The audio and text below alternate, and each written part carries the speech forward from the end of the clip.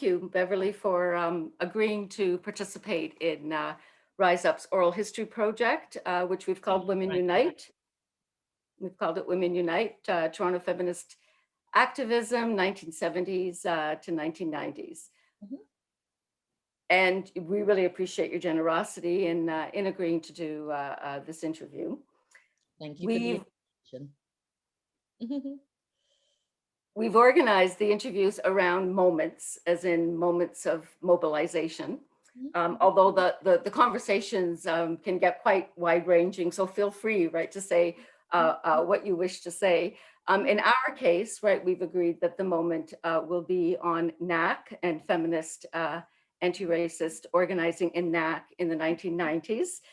NAC, of course, being the National Action Committee on the Status of Women, and you, Beverly Bain, were executive director of NAC in the 1990s. I believe 1992 to 1997? No, 1992 to 1995. To 1995. Okay, thanks for 1992 to 1996. Okay, thank you. So we've organized the interviews around moments, but if we could first start by briefly introducing ourselves, and then I'd love to ask you a little bit more about your kind of formation as an activist. So an introduction? Well, Beverly Bain. I have been an activist, a feminist activist for more than 40 years here in Toronto. I currently teach in Women and Gender Studies at the University of Toronto,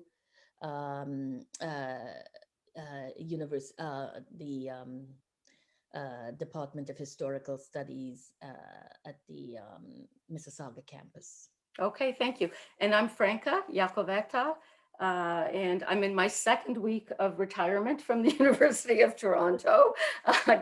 Life hasn't changed yet, but I am beginning my retirement. I am a member of the Rise Up Collective, and I haven't been involved, I wasn't involved in the activism you're going to talk about, but I really appreciated the opportunity to read about it, to look at videos. As I said, thank you for your social media posts, which gave me access to some wonderful panels and other materials. So should also say that if at some point you think of or have time to let us know about any materials you might have about the interview we're going to have, then we'd be more than happy to digitize them and add them to the Rise Up website, because we certainly should have a lot more on the website about anti-racist organizing in the women's movement. So, okay, so the project is also about the feminist activists themselves. So I do want to ask you about your activist trajectory. I mean, I do want to say first that, right, you have been such an important, such a leading Black, queer, feminist, anti-racist, anti-capitalist, revolutionary, activist, scholar, educator. You've been, deeply committed to really critical political struggles and social movements. I mean, more recently, Black Lives Matter. Let me correct that right now. I think there has to be a distinction between Black Lives Matter as a movement and as an organization, and Black Lives Matter as the slogan. I am not part of Black Lives Matter as an organization or as a movement. I've been involved in activism for Black lives around police shootings and police violence, right? That has occurred in the city. But that stems from my long history of being involved in activism in this city around police violence, starting in the 70s, going into the 80s and 89 with Albert Johnson and Buddy Evans before him, and the shooting of Sophia Cook by police, and organizing around Sophia Cook and bringing to the attention that Black women get shot by police, that Black women get brutalized by police, Black racialized and Indigenous women get abused and killed by police. I mean, we've been talking about that since I think the early, late, mid 80s, early 90s. I mean, after Sophia Cook got shot, Mhm. we, a number of us in the Black radical feminist community organized around her in terms of, ensuring that, people recognize that Black women get brutalized by police too, and that, this is not just a phenomena that only males are at risk of police violence and police killings, and that there's a different way in which women who are brutalized by police or killed by police is very gendered in nature, right, and very sexualized in nature. That differentiates it from the way in which men who are shot or killed by police. Mhm. There's a difference, and to talk about the gender dynamic and also the sex dynamic. So, for instance, there was a situation in the 90s, the early 90s, where a Black woman from Jamaica, Audrey Smith, was strip searched downtown, in the middle of downtown, by police, and, where a number of us got together, again, feminists, who are Black and racialized feminists, who actually, myself in particular, and another Black feminist, Andrea Ritchie, who's now in the US and who's doing a lot of work around abolition and the gender aspect of police violence, Mhm. uh, right? Mhm. Um, did work around, the strip searching, and how, strip search is actually, a form of rape and sexual assault of women. And it is the way in which police actually visit violence on the bodies of women, right? And the Mhm. bodies of Black women in particular, and Indigenous women.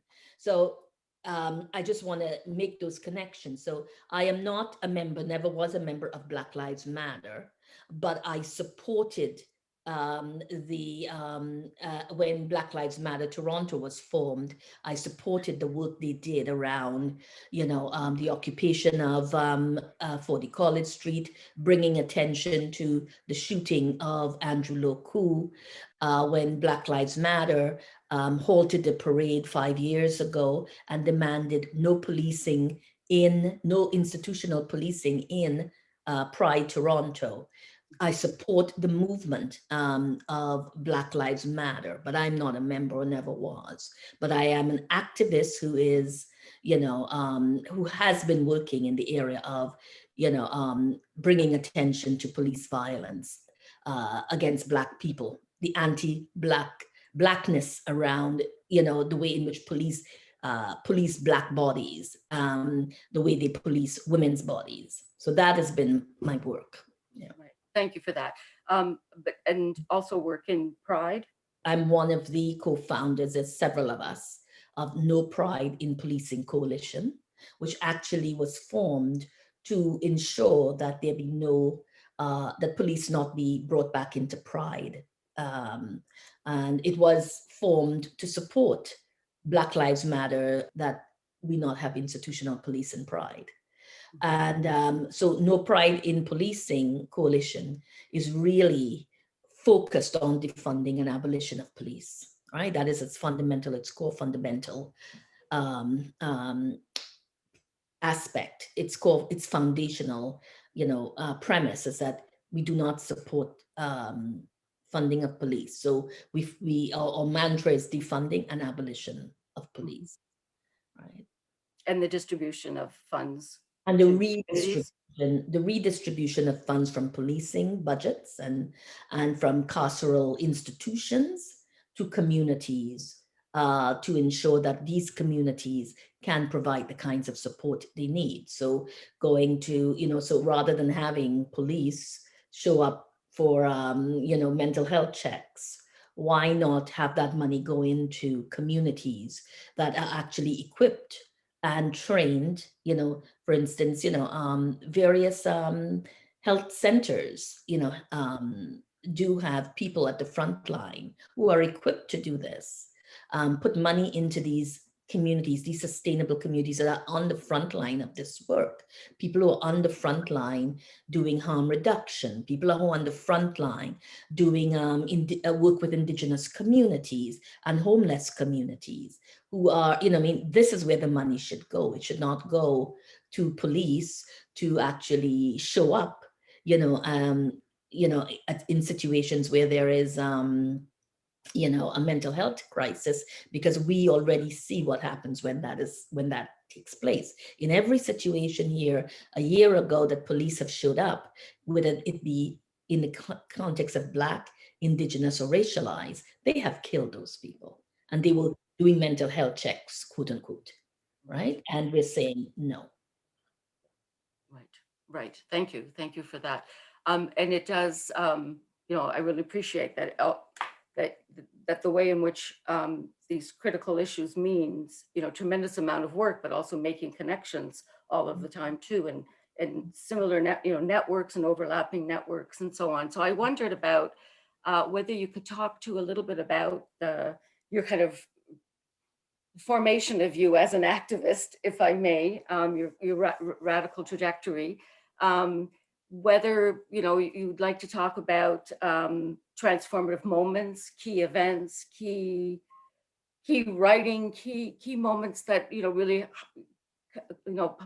played a role in your formation as an activist, and then kind of early activism in Toronto, which you've already begun to talk about, which I really appreciate you doing. Well, I think my political awakening came when Yes. I grew up in Trinidad, in the Caribbean. And I think it came in 1971, 72. I was maybe about 14, 15, in that age range. I'm aging myself. So that was like around, 71, 72, somewhere there. And it was around the Black Power movement in Trinidad. What was happening then was that a number of students had taken over, had from the University of Trinidad, the West Indies, went to the hills, took to the hills, and decided that they would try to destabilize the government, right? I mean, they were young, and they believed in something different. I mean, it was 1971, 72. Trinidad had gained independence in 52. And I think people had recognized that nothing had changed in terms of, for Black people, particularly, and for indigenous, Indo-Caribbean people, but particularly for Black people, things seem to remain the same. Nothing, in fact, nothing changed economically and socially. Black people still were not having access to education. They were still not having access to jobs. The majority of them were still poor, except for a few who gained access, through education and government jobs, but those were limited and few. People at that point, there were unrest in 69, 70, labor protests across the country. People were tired of the kind of continued, neocolonialism that was happening. We had moved from colonialism to what they call independence, neocolonialism, but we were still living under, a colonial regime, even though it was, run by people who were elected in the country, and who were Black. It was still very much, a colonial regime, and people saw that, and many Black people saw that. Thus, there were labor protests and calls for change. The thing about 1969, I want to go back to. That's when all the labor unrest started, and I think I was about 13. That actually left an indelible mark on me, because a lot of young people, 16 years old, 15, were arrested on the street. A young child was killed by police. And at the same time, there were things happening elsewhere in the world. I think, my perspective, I developed an internationalist perspective very young, in terms of understanding politics as something very international. But I was very influenced Mm, by women activists, by Black feminist activists. So people like, and who were actually left wing and radical and socialist and communists, right? These were the people that influenced me. So Angela Davis. So uh, um, the activist from Britain and who left Trinidad mm, and went to the US and also to Britain. Claudia Jones was the founder of Carnival in Brixton in Britain. mm, And my father worked for the government, so he traveled. And we got the West Indian Gazette, which was a newspaper that she actually wrote. And I, have always been someone who was always interested in books and reading. So my father knew that, and he nurtured that quality in me. He would bring me newspapers and books. We had everything in our house: books on Marx, books on Che Guevara, books on Lenin, books on Malcolm X, on Angela Davis. Her autobiography was in progress, and by Herbert Apteker. I was actually working with her to do her autobiography, and we had all of that. We had all that information. And I remember Claudia Jones' influence on me and Angela Davis's influence on me. And in 1972, um, or just let me go back, sorry, mm. let me go back, and just talk about 1969. What Sure. was happening in Trinidad around the labor riots? Also in Montreal in 1969 was Sir George Williams University, the uprising of Black students at Sir George Williams University. We were hearing about that in Trinidad. It was on the news, right? That there was an uprising at Sir George Williams University, and a number of Black students from the West Indies had begun, had actually were protesting, and they had locked themselves in one of in the computer room, and there and of course there was a lot of discussion about it, and people were talking about it a lot, about, oh my God, what are they doing? They're embarrassing us. And there were all these kinds of various narratives about shame and embarrassment. And of course, but there was also the other side of young people saying, good for them, Mm, good for them for protesting racism.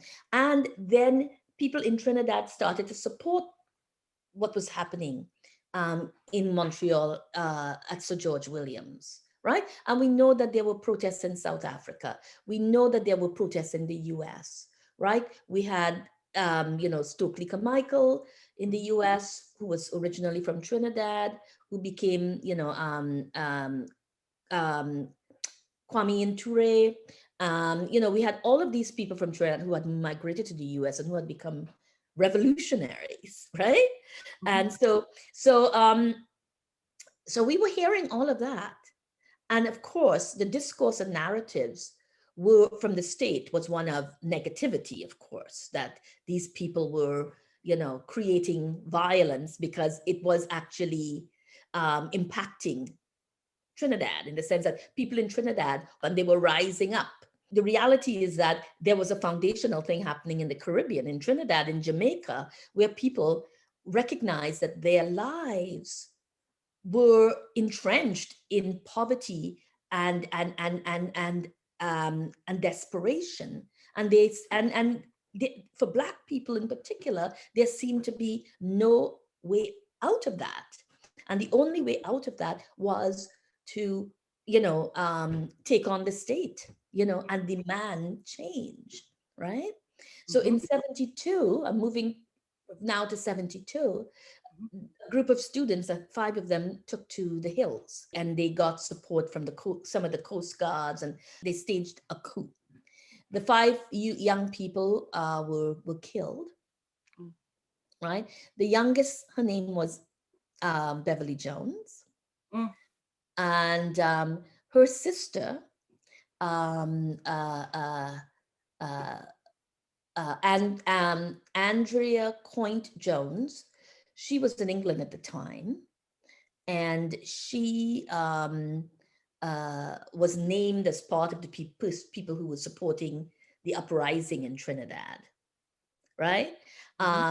She actually was one of the people who was involved in the trial of the mangrove. I think Yes. it was the mangrove, Mangrove 5? No? mangrove 5 or the mangrove 7. Now I 7, tried 7, yeah. the mangrove 7. And Beverly Johnson's killing impacted me because she was only 17. Mm. I was about 15, and I was really impacted by her death, her murder. I mean, it was an assassination. It was an execution. It was a killing, and that left an indelible mark on me.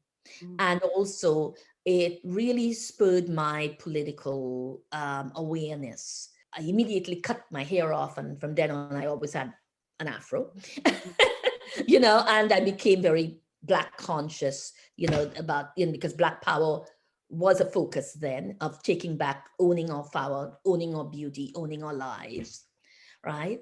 But that, of course, sort of melded into more performativity than actually change, right? It became representation and performance as opposed and fashion actually, as opposed to actual political change. It started political, but it of course petered out. I came to Canada in 77 to go to university. I finished high school and then I worked, so I can earn a bit of money.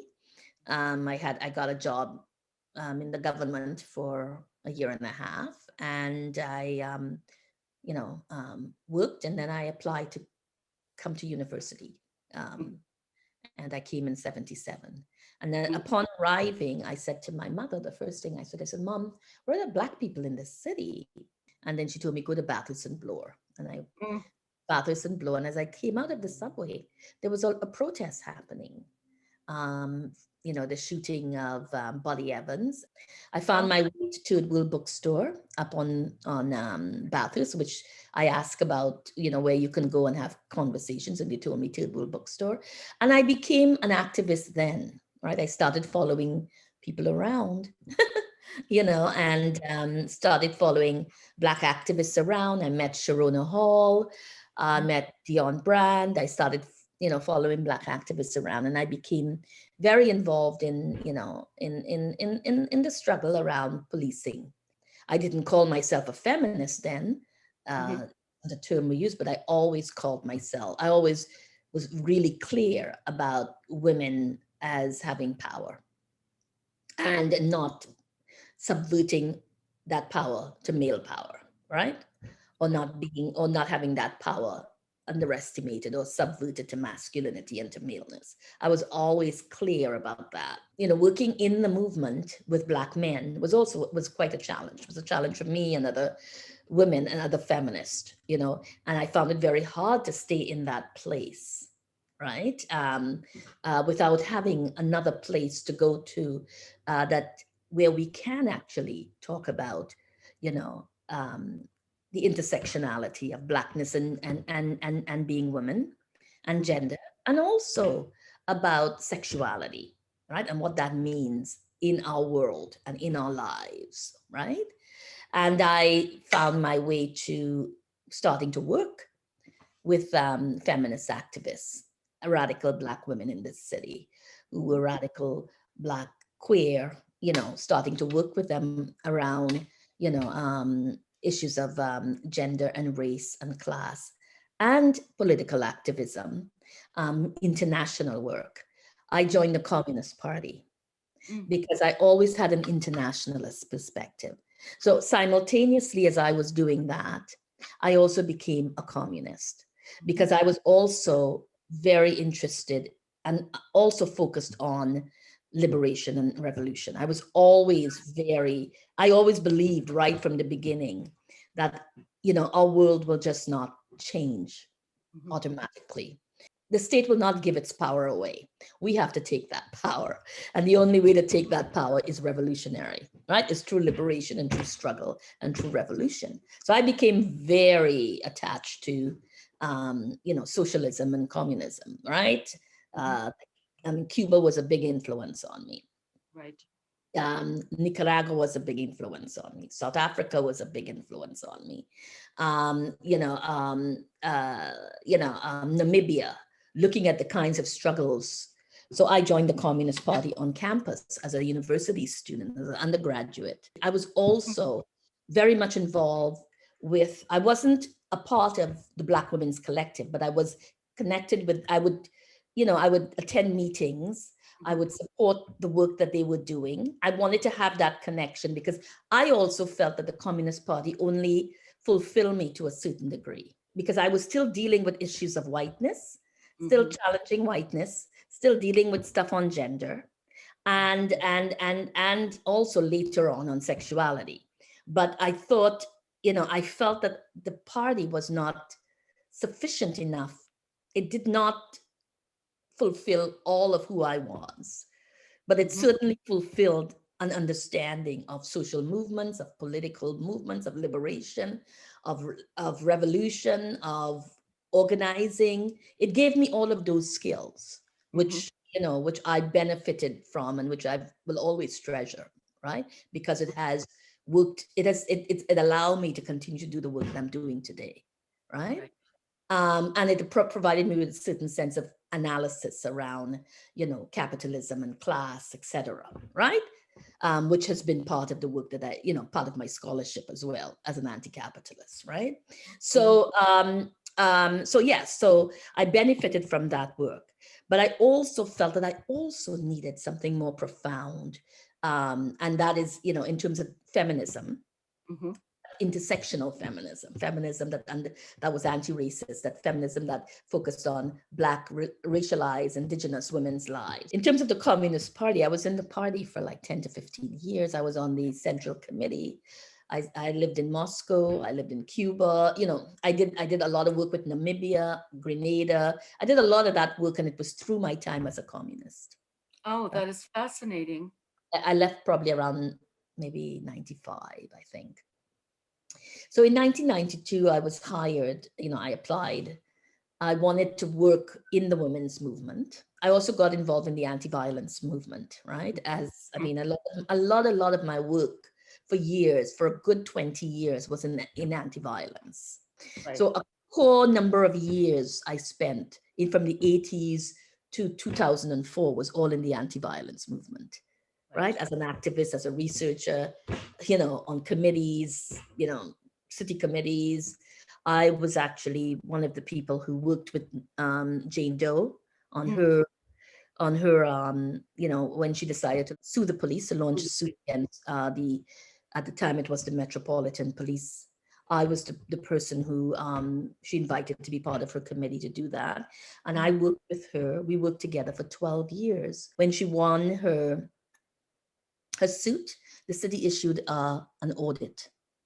And I worked with her on the audit committee, and the implementation committee. Wow. Yeah. So I've got a good 20 something years of work in the anti-violence movement. So before I went to NAC, I was already working on the anti-violence movement. I was on the board of Assaulted Women's Helpline. I ran shelters as an executive director of 2 or 3 shelters. And then I went, and that's how I ended up going to work for NAC. I was already, I was running shelters. I was a feminist activist. I was involved in IWD. I was involved in,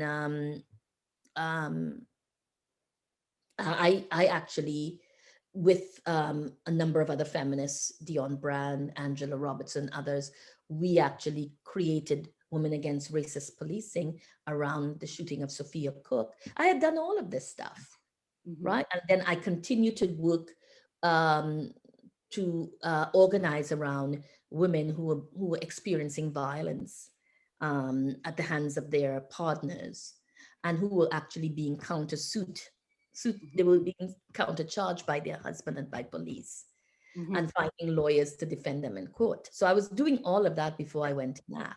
So I had a portfolio of work in the feminist movement. There also, reality. I needed to work. I was a new mother of a 2-year-old, and but more so I needed a job that had some security, and I thought, if I'm going to work, I'd like to work for a feminist organization, and the idea of a national women's organization appealed to me because I felt it would allow me to get a wider sense of the landscape of feminism in this country in a way that I wouldn't normally get it just working sort of locally. What I recognized with NAC at the time, I mean, it was a lobbying organization, so I understood that. I knew exactly that it had a liberal format. I was not in any way surprised, right? I mean, if you're a lobbying, it means that you are operating in response to the state. So I knew that was not something that surprised me at all. I like the idea of the fact that there were campaigns. I like the idea that it brought you into contact with other women's organizations. I also felt that if I could go to this organization, maybe I could encourage more racialized groups around the country to become part of that organization that changes and will change the dynamics of the organization. I remember in the 80s and 90s with the Black Women's Collective, and the kind of work we were always doing was never about recognition. It was never work that to be recognized, but it was always work of transformation, work of change, work. But we understood that, that in dealing within this framework that was provided to us, which is the framework of inclusion and diversity, that it will be limited. But it was never our end point, right? It was never, what we hope to end up with, right? We know that this was part and parcel of the multicultural, narrative, and part of the multicultural end goal is to create this, sort of idea that inclusion and diversity would be enough for us. A lot of the activism that we did in the 90s became professionalized. That was part and parcel of the seduction of, diversity and inclusion, the way in which visible minority became sort of the scope to identify those of us who were non-white, right? And how that actually shaped our relationships with the state, right? Through a particular kind of, frame that was about, funding, and where our ideas and our struggles and our goals got taken up within these contexts and within these states frame and institutional framings that became about the interest of the state, as opposed to what we were really struggling for all along, right? So NAC was no different that way, in the sense that, when NAC decided, when, the executive directors, and this came from pressure from racialized people on the executive, that you needed to hire someone who was non-white as an executive director. We needed to increase racialized people on the executive. You needed to start building NAC in terms more inclusively. They were also operating on this premise of inclusion and diversity. Anti-racism was being used, as a frame. I don't think that actually became entrenched until SNERA came in. I mean, the idea of anti-racism actually took on much more of a concrete framing under SNERA Thobani. When Julie Rebick's term was up, the focus was on who would be the next president. Right. And the struggle was to ensure that we had a racialized person in place. So, of Mhm. course, that created some tensions within the organization because there were people who felt that a certain person should have been the president of the organization who's been on the board. She was Mhm. white. And there are those of us who were very clear that we needed a woman of color to be president. People felt that Sonera didn't have a clear, she wasn't well known by NAC members. I Mhm. mean, some of the criticisms that she wasn't well known by NAC members. People didn't know her well, and she was new to NAC. So there were splits and there were drama and there were all kinds of issues. And anyway, Mhm. um, uh, we decided that we would forward Zanera Thobani. And in 1993, she was voted in as the new president, Right. Making her the first racialized woman making president of to, NAC. to head up the National Action Committee on the Status of Women. Yeah, and that was in Right. 1990. Right. Right. Which was, yeah, a really important milestone. Can I ask, thank you for being frank about the tensions, and I assume there was pushback and there's all sorts of Yeah. things going on. Some people withdraw their contributions to NAC. Oh, really? I mean, there were a lot of white women who um, uh, had problems, and there were other white organizations who had problem with Sonera being the president. And I mean, this was, it was racist. It was clearly racist. Is that, I mean, the idea that the Canadian feminist movement be led by a person other than a white woman was, for white women, it was just it just they found it unacceptable, right? That a white, that a non-white face would be leading this organization, particularly one so clearly visible in terms of the way she dressed and the way that she carried herself, as a woman who was very clear in her in herself, as a South Asian woman who was very clear about her politics and defined them in terms of what she is bringing to NAC and what her, goals are and what she see as her vision for NAC, which Mhm. was seen as completely contradictory to what many of these white liberal women. You were talking about the kind of the strategizing around kind of setting the groundwork for the election of Sonara Thobani, and also the pushback, some of the pushback that you got, and some of the tensions. And thank you for your frankness about white liberal women simply saying that we don't think someone like her should be the head of Canada's biggest feminist organization. People were that explicit about it. Yes, there were people who actually said Mhm. that she was not suitable, and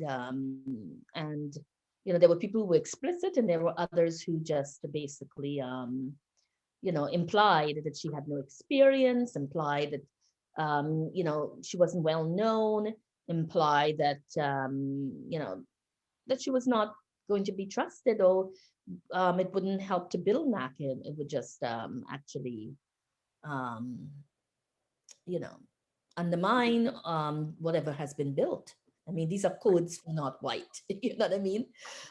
So that was very clear to us. That to many of us that was playing out. Of course. So the election happened, and Sonera Yeah. Thabane was elected, and One. so I would like to ask, during her presidency, then did some of these issues continue to plague? Yeah. Did they plague her presidency? Was there some movement also made, in the course of her presidency? Under her presidency, she experienced things that no one else did, and Mm. that's because she was a South Asian woman. NAC immediately shifted its ground from, a movement that focused on lobbying and liberalism to one that really started focusing on creating, you know, um, a framework that was anti-racist, that was anti-colonial, that was actually anti-imperialist.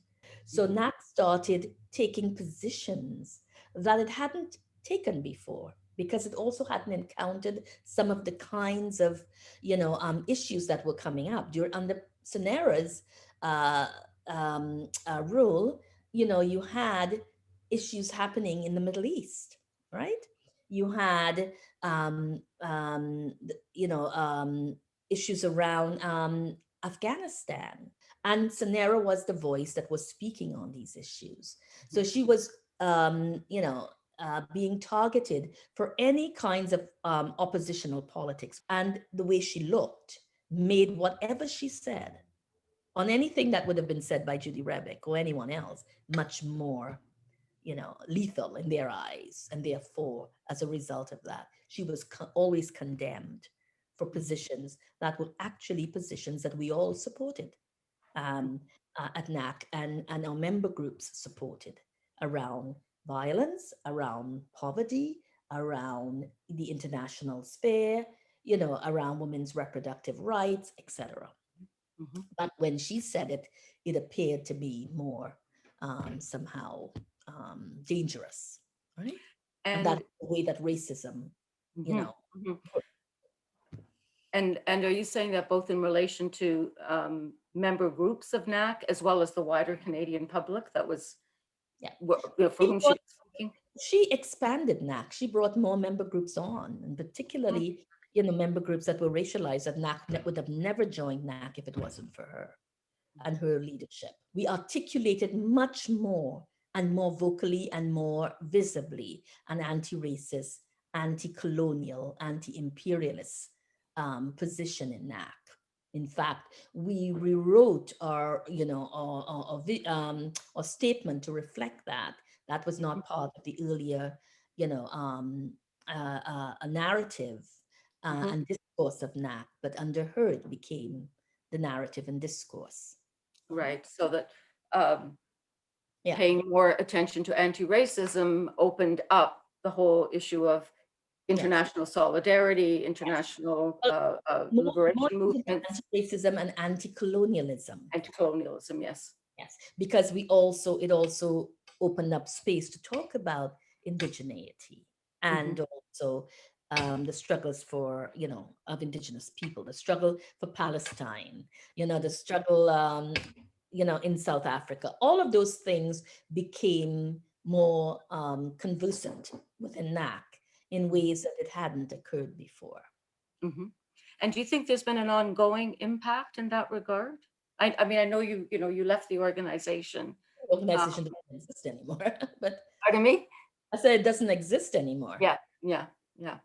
Um, but at the time that I was there, Mhm, that was the the shaping of mhm, NAC, mhm, mhm. right? Right. Um, and I think the attempt was to maintain that, after Sonera Tobani left NAC. I think the intention was to maintain that particular kind of Mhm, politics. But I don't think the leadership following Sonera was as, politically clear around that, in that way as she was. I think she was very clear, around that politics in a way that I don't think the person who followed her were, right? and can I I, thought yeah. I thought things kind of shifted a bit to more of the Mm, middle. Yeah, mm, mhm. back to a little bit more middle of the road. Right, right. And during Sonora Thabani's presidency, wonder too about sexuality issues within NAC, looking at homophobia, transphobia. I noticed, that, well, I believe in my notes, in 1985, there was a committee called Lesbian Issues Committee. And so I wondered about the organizing around those Well, I issues. wasn't there for when I came when I became executive director. That committee was already in existence. Right, right. And what actually happened, around, and I think this is a really important piece to talk about, is the way in which feminism have been organized. It has been organized in this country around the dichotomy, that that dichotomy of you know uh, male female, but gender as that's actually white men versus white women, right? Mhm. That sort of that binary. And I think uh, the way that NAC was formed was on that basis. It was on based on that binary. I mean, NAC's history was from the RWSC, right? And that particular formation was based on white women's challenge to the male state, right? In terms of accessing equality rights on issues around work, around women's right to their bodies, around pensions, around childcare, around those issues. But it was in response to the inequality that existed between men and women. So the Royal Commission on the Status of Women, which is what pre-existed NAC, Mhm. was formed on that basis. And when NAC came into existence, it came into existence on the basis of taking up all of those recommendations that were made during the Royal Commission on the Status of Women around equality rights issues, right? Thus making it a lobby group in relation to the state. And so NAC was formed around those kinds of issues within that context. So issues around intersectionality posed problematic in that. I mean, even for lesbians, they struggled. White lesbians, I'm talking about in this case, they struggled to find a space in NAC. Women who were poor struggled to find a place in NAC because NAC was very much an organization of liberal, middle class white feminists to begin with. And as time went on, it became a little more open to working class women and lesbians, but that was still an ongoing kind of tension Mhm. within NAC. But when Black women and racialized women came into NAC, it became even much more of a of you know of an issue, right? Whiteness was always at the center, right? But Mhm. whiteness is now being decentered because of the positions that were being posed by racialized and Black women in NAC. So if we're coming up with a position on, let's say, reproductive rights, Mhm. it's not enough to only speak about um, uh, um, choice without understanding the role of sterilization, for instance, and how that has impacted Black women and Indigenous and women with disabilities. Like, it's not enough to speak about choice and not to understand its complexity and why racialized women may not be in the choice movement. It's not because they don't believe in choice. Mhm. It's because choice is a complex issue, and racialized women have not had access to choice in many cases, as Indigenous women haven't when it came to their bodies, Right. right? Right. So those were the kinds of conversations that we started having, you know, um, with Sonera as president, and the Mhm. complexity of those kinds of decisions when we make decisions around policy, that we had to be more complex because that women's lives were complex and Right. it wasn't centered around whiteness. And this is how whiteness started becoming decentered in that way around policy issues. And of course, there were tensions around that. Right. So the tensions then did not only then exist among white and racialized women as, again, a dichotomy, but there were tensions that developed between us, among us as racialized women. Some Mhm. of us were queer. We had caucus groups. If Mhm. you're black and or you're racialized and you're queer, which caucus do you belong to? Right? So these were the kinds of dynamics then we were now plagued with, Mm. as racialized women in NAC who were intersectional in these ways. right? And so we had to also deal with these kinds of tensions and issues, and sometimes it brought us to a head with each other, Right. right? Because we felt that there were homophobia from our some of our racialized sisters, not all of them, but some of them. We felt there were, lesbophobia. We felt there were other kinds of challenges among, that we had to cope. I mean, we were also, as racialized people, we are not homogenous. We have tensions between us as Black, South Asians, Asians. We also have tensions among us because we also cope with a particular kind of racialization that happens. That the way in which we are racialized very differently in this society in respect to privilege and whiteness, and that plays out in relation to each other. So we had those kinds of tensions between us as well, right? Because it became again the struggle. Then we were under so much attack. Sonera was under attack. Racialized people were under attack, and we were being forced into these kinds of very tight positions of consolidating and mobilizing around race.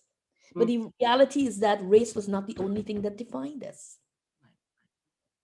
So that caused a lot of tensions between us too. So while coping with the larger context of whiteness and liberalism, many of us were also coping with some of the tensions between us around racialization and how we were racialized differently and how power played out, and also and how we experience particular kinds of dynamics from white people differently, and how we had to negotiate all of that, and those things became like even more amplified for us, and because any perception that we were not coalescing together Mhm. was seen as our ineptitude or in our lack of experience or our inability to be efficient and to keep NAC together. But I wonder also what sustains you in this is ongoing struggle, of course, ongoing difficult work,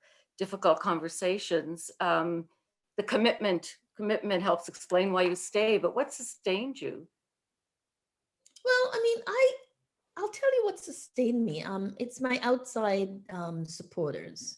Mm. I relied on friends, and I had a community outside of going into NAC. I had friends outside. I mean, when I went into NAC, people looked at me and said, "Are you serious? Are you going into that place? Are you mad?"